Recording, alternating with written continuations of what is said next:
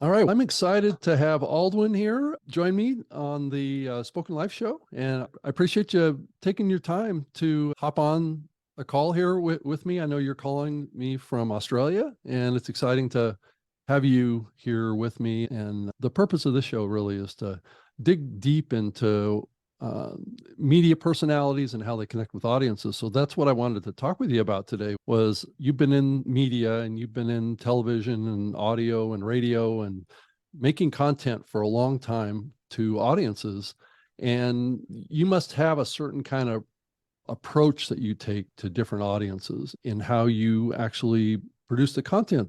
And I'm just curious, what have you learned about speaking to and creating engagement with audiences, really, no matter what the medium is? But is there a particular approach that you take with audiences that you think, with your personality, connects with audiences in the best way? Granted, this is a journey and you've been doing this for a long time, but how do you think about that topic of being able to speak to an audience really effectively? Oh, Aldwyn Altuney. thank you, Rob. So great to be on your show. And what a great question. Wow. For me, really, I think the most important thing as a speaker and Mhm. as a media personality is to be true to myself. And being true to myself, this isn't always going to appeal to different audiences, right? Mhm. However, the way I look at it is the more that I am true to myself and the more that I speak my truth, I am going to find people that will love me, and there's going to be people that will hate me as well. You're going to get more Yep. divide the more you speak your truth. So I actually don't alter what I say generally depending on the audience. If it's a physical speaking gig that I'm at and it's a group of women, I may tailor some of the content more for females in that case, right? Mhm. I guess Mhm. in that way. However, really the voice that's coming through, how I present myself and what I share is coming from my heart. It's coming from my soul. And tapping into that place of trusting and allowing whatever needs to be said. And that's something I like to do. I know there's a lot of presenters out there that are very structured in how they present, and they have their whole talk outlined and they've got all the questions listed and all of that kind of thing. Whereas I tend to very much go with the flow of the Mhm. energy of that I'm feeling at the time, and the energy in the room, whether it's an online room like this that we're on now, whether it's a podcast or an online TV show, or whether it's a physical speaking gig in the space. I tend to feel into who's in the room and what they need depending on what the topic is. Now, my main speaking topic has been about how to gain free positive publicity. Now, with that, I do have slides. I have a lot of slides Mhm. that I go through and lots of examples, and I have an outline of what I share, and I have my 7 awesome steps to gaining publicity, which I go through. However, how I present those 7 steps will be different every single time. There's some things I may say that are the same. However, there's other things that I tend to very much go with the flow. And I think that could be from being a radio announcer for many years and also emceeing on some really big stages at the Woodford Folk Festival, which I did for about 15 years. When you MC on big stages and when you're doing a live radio show, as you started out with live radio as well, right? Before broadcasting was around. And with live radio, you've got to think on the fly all the time. You've really got to be able Mhm. to speak at any moment as to what is coming through and be able to bounce off co-hosts and things like that. So I've learned over the years this kind of improv style of speaking. And Yeah. depending on the audience, yes, I might tailor some of the content for them. However, the voice coming through it's always important for me to be true to myself and to speak my truth, Mhm. not worry about whether people are going to like what I say or not. Because the more we get into worrying about what other people are going to think, the more nervous we're going to get, the more that we might stumble over our words, etc. Right. It's really being true to self. And that comes with, there's a big process Yeah. to being true to yourself. And that comes with actually loving yourself and Right. doing the inner work, right? Because if you don't Mhm. love love yourself, if you don't have a certain amount of self-confidence, and I'm not talking about arrogance here, I'm talking about confidence, being confident in yourself and your message, if you don't have that, you're not going to be able to speak with authority on whatever topic you're going to speak about, or even to be fully true to yourself in that way. You're going to come across maybe a bit nervous or a bit wishy-washy, and people will see straight through that. So I think you need to, as a speaker and as a media presenter, whichever form you're putting yourself out there, you need to have a certain confidence about what it is that you're sharing. Yeah, certainly. And I think where the opportunity is here, and based on what you're talking about here, is this distinction between like scripted, pre-produced type of content as opposed to more live type content, which is more speaking more organically, more off of the cuff, more off of how you're feeling at the moment, not so much contrived by an outline or a script or something like that. I am using a little bit of an outline for what we're talking about here too, but I do realize from many years of doing this myself is that just because you have an outline doesn't mean you have to stick to it. So you just work your way through what is relevant, but you also have to listen too. And I think that's a big part of this, at least on the podcasting side. I think having a conversation about something versus presenting something. And I think that there is a difference there.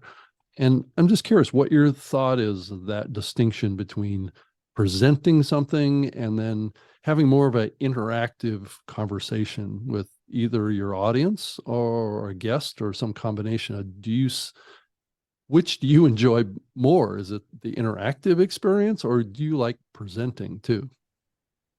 Oh, that's a great question. Yeah, absolutely. It's two completely different ball games. However, in saying that, I love interaction with a live audience, and I love interaction like this with yourself, which this is a very much an organic conversation here that we have. And when I'm presenting live, I'm always asking questions of the audience. I'm always saying, now, who feels this? And gets them to raise their hand or something, yeah, right? Exactly. So my style is very interactive. I really like that feedback. And I do get a lot of feedback from people saying that they find me very engaging when they've seen me present live or in online masterclasses. I've done 4-hour online masterclasses. I've done 1-day online masterclasses, and the feedback I've had from those people have actually loved it. They've said they didn't think they'd be able to sit there the whole day and listen to what it is that I was sharing. But I guess with the interactive style and with the passion, I think that I present, I think that it can be very appealing to people to have when you've got that passion, because a lot of people out there don't have passion, which kind of blows me away really in many ways. I look around, I see a lot of people like The Walking Dead out there, very sad when I see that. And part of why I do what I do is that I really want people living lives that they love. I want to encourage people to love their life and make the most of their life. And of course, I have a story why that is the case. And it's because for many years, I did not want to be here on the planet. I grew up very angry with the world. I used to watch a lot of negative media with my dad. And he still does to this day, God bless him. He's 84 years of age. He put not just one channel of mainstream news on, he'd watch multiple channels of news, 2 hours of negative news every night. And then I was bullied as a child, and I saw a lot of animal cruelty and all these things. And I was so depressed and angry with the world growing up. I did not want to be here in my teenage years, and I was very rebellious, and I went totally off the rails.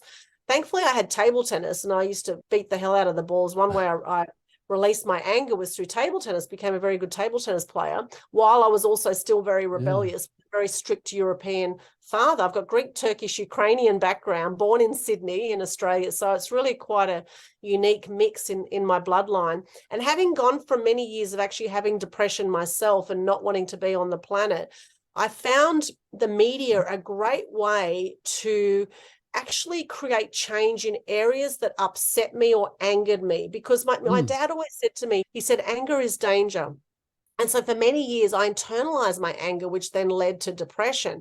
And I would watch documentaries back well before social media was around, right? Back in the 1990s, I was watching a lot of documentaries and news. And whenever I saw something that upset me, I would write a story about it. Initially, it was the university newspaper. I edited that in Canberra University when I was doing a media degree back in 92 to 94. And I used to write stories about things like female circumcision, battery farming of chickens. People were duck shooting shooting ducks for fun in Australia. They still do it to this day. It blows me away that's still happening in Victoria. To this day, they're still shooting ducks for fun, which is incredibly cruel. And things like recycling and helping the environment, things like that, I would see these stories and I would I would rewrite about these stories to help raise awareness. And I thought, if I can just encourage someone, just one person, to think differently or to act differently when they go shopping, or to be a little bit more conscious in this area, then it's worth putting this story out. So for me, the media was a great release of my anger and my sadness in different areas. Expression is what it is, really.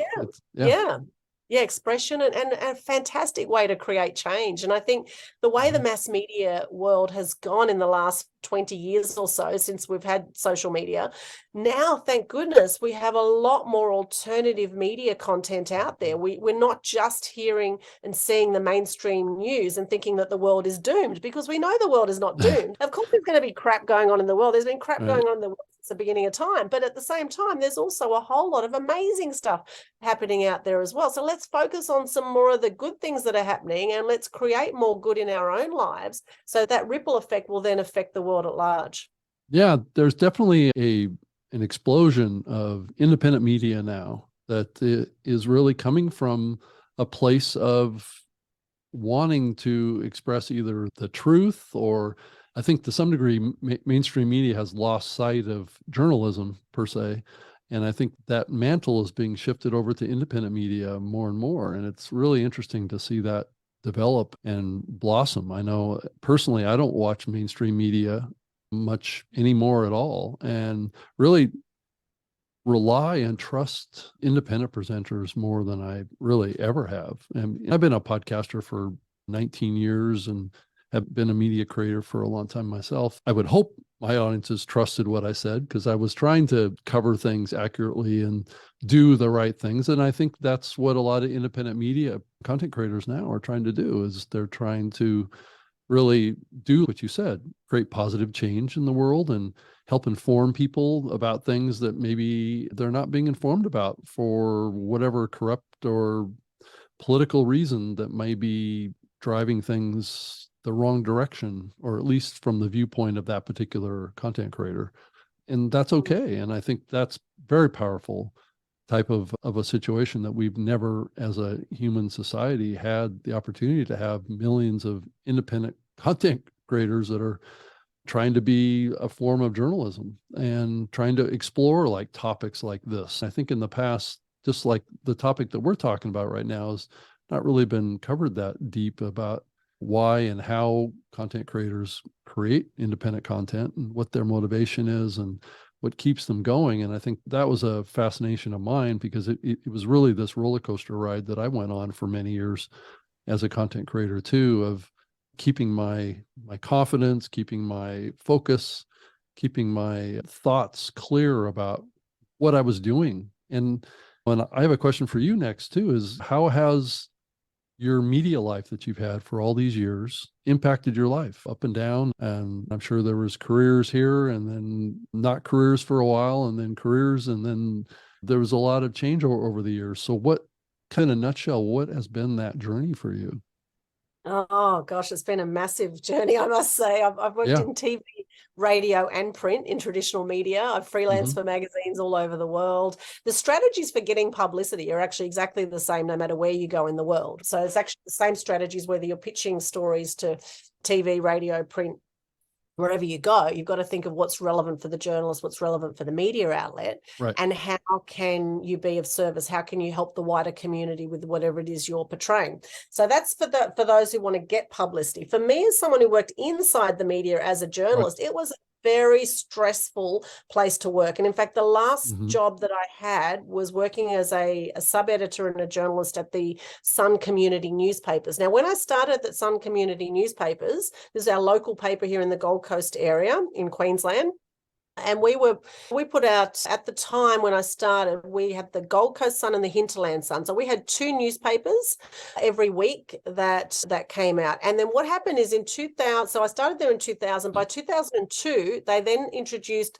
5 papers. So basically they got rid of the Hinterland Sun and the Gold Coast Sun. They brought in an upper north, a central, a south, and a Tweed edition of the Sun newspapers, and no extra journalists. So I went from doing 5 stories a week to now doing 30 stories a week.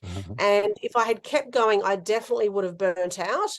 At the time I had a mortgage. I had a bit of fear around leaving the full-time work, leaving the stability of the full-time work. And I actually started a photography business part-time on the side while I was working as a journalist.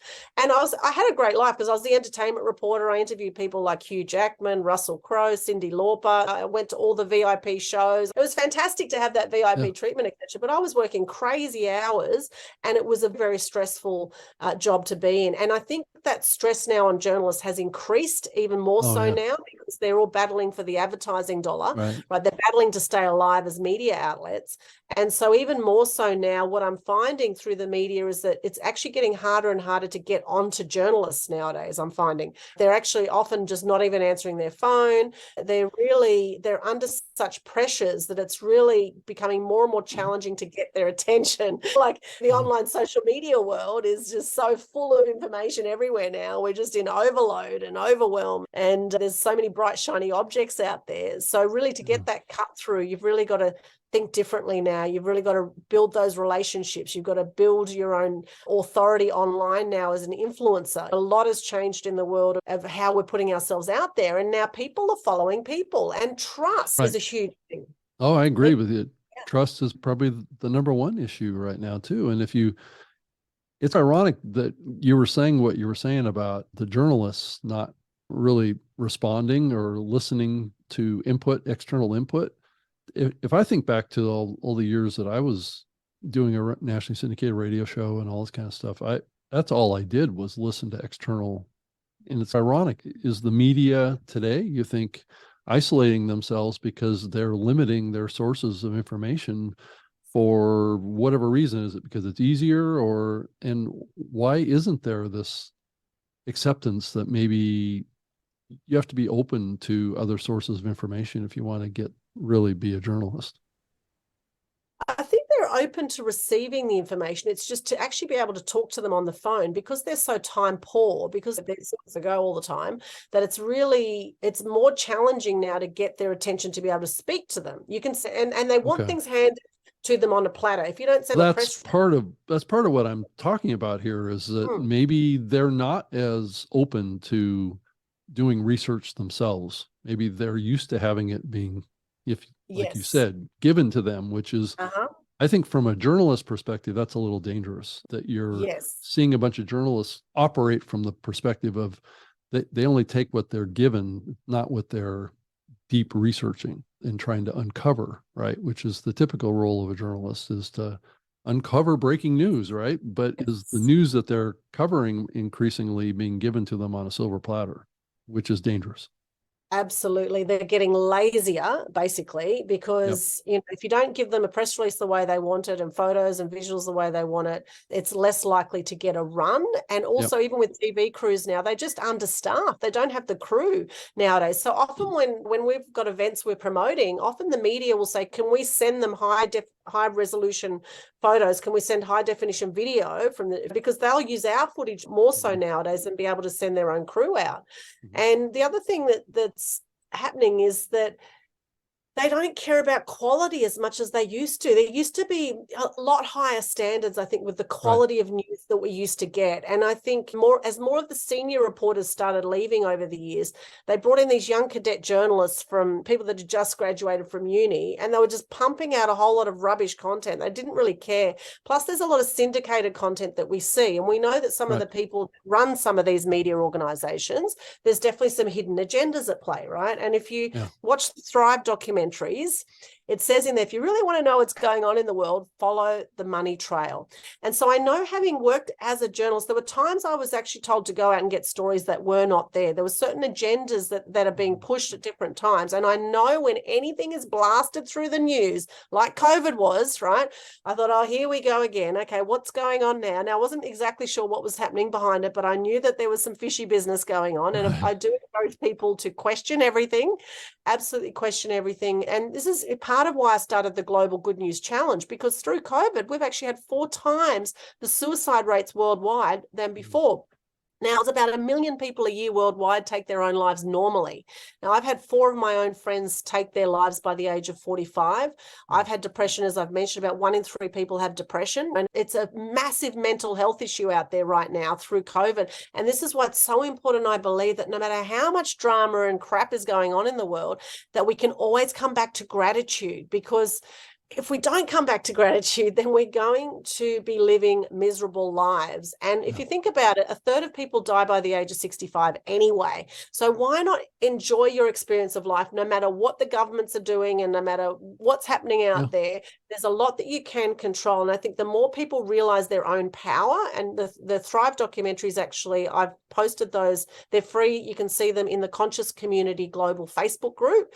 In there's a whole lot of amazing documentaries there that will blow your mind. And I do encourage you to question everything, because what you're seeing is not necessarily the truth in mainstream media. And particularly through COVID, we've had fact checkers. We've had fact checkers on Facebook, and YouTube doesn't like certain content, right? So I've got the Total Truth Show. We don't stream all our shows to YouTube anymore because they don't like the truth on YouTube, it seems, because their fact checkers seem to know more than we do. I've done videos on my balcony that YouTube have said to me that is not correct. Well, it happened on my balcony. I was there. They weren't. I don't know who these fact checkers are. But more of this is happening. So more people are standing for freedom of information now, right? We've had enough of the censorship. Like, just let people speak their mind, and then the audience can decide for themselves what is true for them.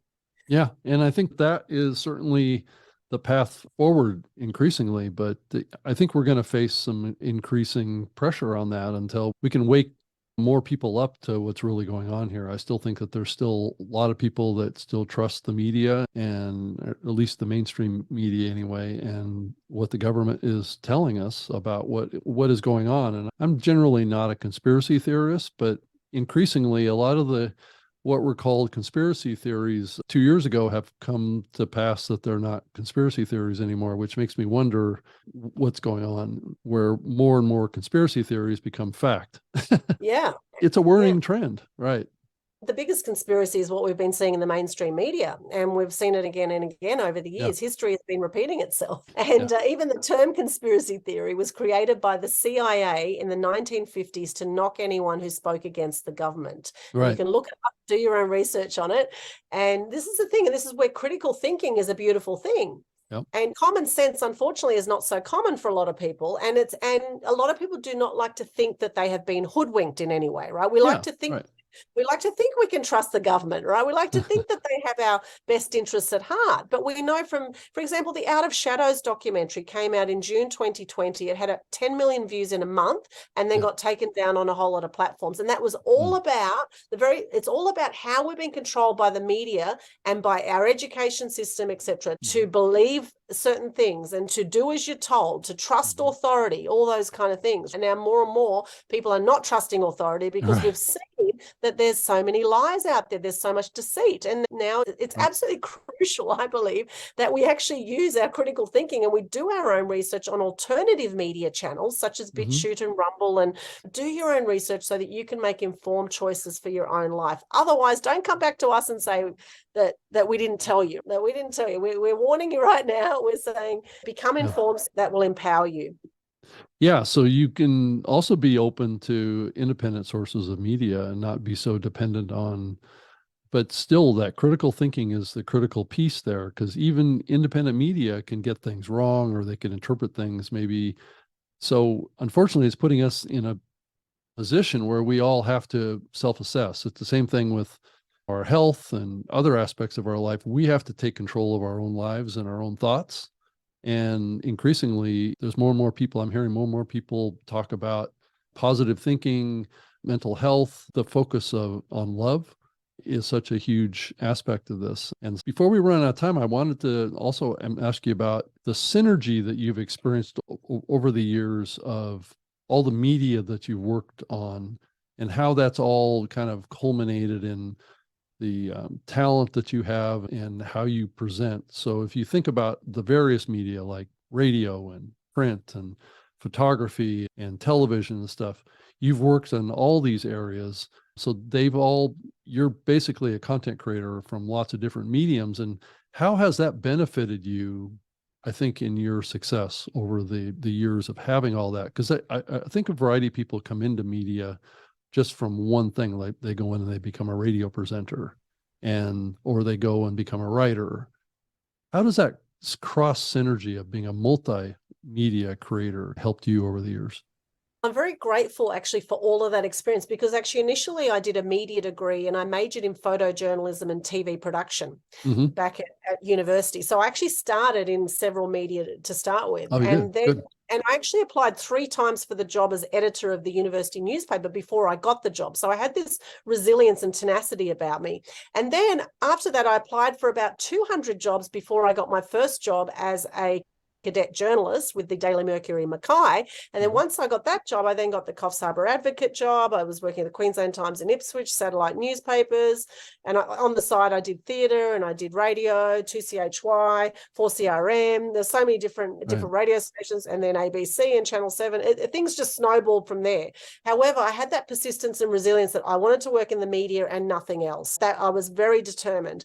And I think from that, having all that experience now, it helps in so many different ways, because now what I do is I teach people how to get into the media. I teach them what makes a good photo. I teach them about video. It's really, you can't just think one form of media anymore, I don't believe. I think you've got to actually think of all forms of media, and particularly like video is incredibly powerful. If there's not many people doing video right now that are listening to this, I highly recommend that you put some more video content out. Audio, of course, is very powerful as well. A lot of people are loving podcasts like this. And these are great ways to build trust with your audience. So I think it's all been really beneficial in helping my clients to get their media out.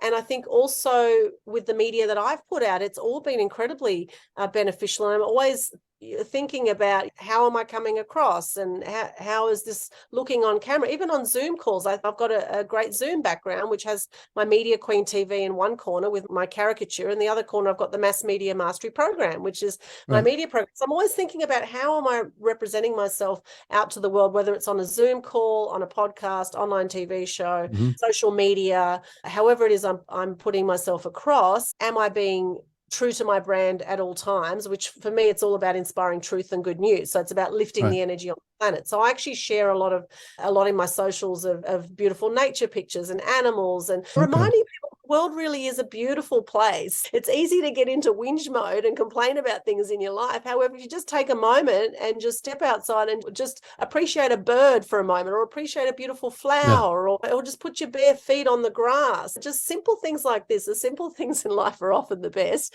I think, and do what gives you joy. And for me, the media has always given me joy in the expression of what I can do with the media. Now, I must say there's certain people I've worked with in the media that have been an absolute pain in the backside. And I can't say the same for everyone that's worked in the media. I think there's a lot of shallow people that work in the media. And in that way, I think you've got to be very resilient to be able to put up with the competitive nature of the media too, because there's always going to be someone wanting to take your job and that kind of thing as well. When you're in mainstream media, at least, it's a very competitive field.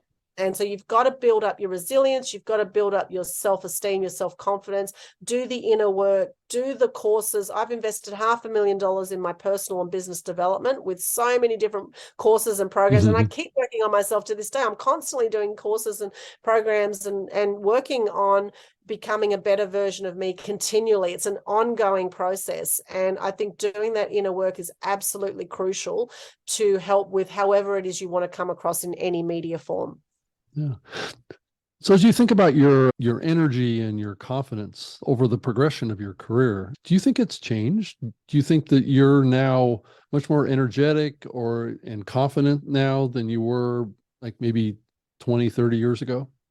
Absolutely. I've had a few near-death experiences over the years as well. I had a quinsy in my throat that a few years ago I ended up in hospital for 3 days, and that was very close to killing me. Right. And then just a month ago, I got swept out to sea, about a kilometre Yeah. out to sea in Coffs Harbour, had another near-death experience. Every one of these near-death experiences I've had, and every time someone close to me has died unexpectedly, and I've had quite a few through COVID. I've had friends die in their 50s that were very healthy, next minute dead, usually heart condition or something bizarre. Not saying it's from the jab necessarily. However, there has been a lot of Some linkage, right?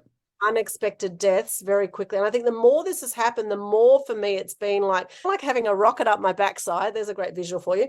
It's I've been even more motivated and more energized to inspire more truth and good news, to help lift the energy out there and to live my best life. And in living my best life is impacting as many other lives as I can. So I've been even more motivated, inspired, energized, particularly since COVID, I would say. So it's definitely changed over time. And the more work I've done on myself as well, the more confidence I've had in how I present. I've done a lot of different presenting courses as well, a lot of different media programs. And so I think fine-tuning your skills as a speaker, as a presenter is very important. And getting the difference between when you're speaking publicly, there's something known as the power of the pause. Whereas if you're on air on radio, you don't want dead air, right? So it's actually quite a different art form to present to a live audience as opposed to presenting powerfully online like this.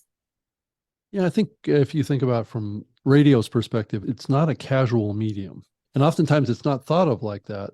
It's a fast-paced medium that's short form content and then commercial break, short form, commercial break. Podcasting is a little bit more laid back, more, you can pause more in a podcast, right? You can apply a lot more kind of emotion to your content in a podcast. I'm going to say settled emotion, not so much high energy emotion. I think podcasts that have very high energy, very fast speaking stuff can be okay. I'm not sure that's necessarily natural to a podcast. Yeah. Sorry, Yes. on the radio. Well, that's true. That's true. Podcasting, you do hear a lot more emotion with podcasters as opposed to, say, traditional radio. That's a lot more, and they definitely don't want the dead air on radio because then people change channels. Whereas with a podcast, you can see the podcast goes for 20 minutes or whatever. And so usually if there's a pause in there, you think, oh, I've still got another 10 minutes to go. You can actually visually see it. Whereas with radio, you can't actually see that, right? So, right. Hey, yes, I think. Oh, go ahead and finish your thought. Yeah, so that makes a difference too, I think. Yeah, absolutely. It's a good distinction between traditional radio and podcasting. Yeah, so we're out of time. So I appreciate you joining me, Aldwyn. It's great to talk with you and learn more about you, kind of your experience of being a content creator for all these years. And I'm sure that it's going to be very helpful to the audience of this to have heard your story. I think we could go for 2 hours more talking about your journey as a media creator. And I just appreciate you spending time with me here and calling me from Australia. So thank you so much. Thank you, Rob. It's been an absolute pleasure being on the show. And for those who are listening, I would love you to join in the Global Good News Challenge if you want to share more gratitude and good news and have a better experience of life. And let's stay connected at linktree/Aldwyn, linktr.e/Aldwyn. Thank you, Rob. All right. Thank you.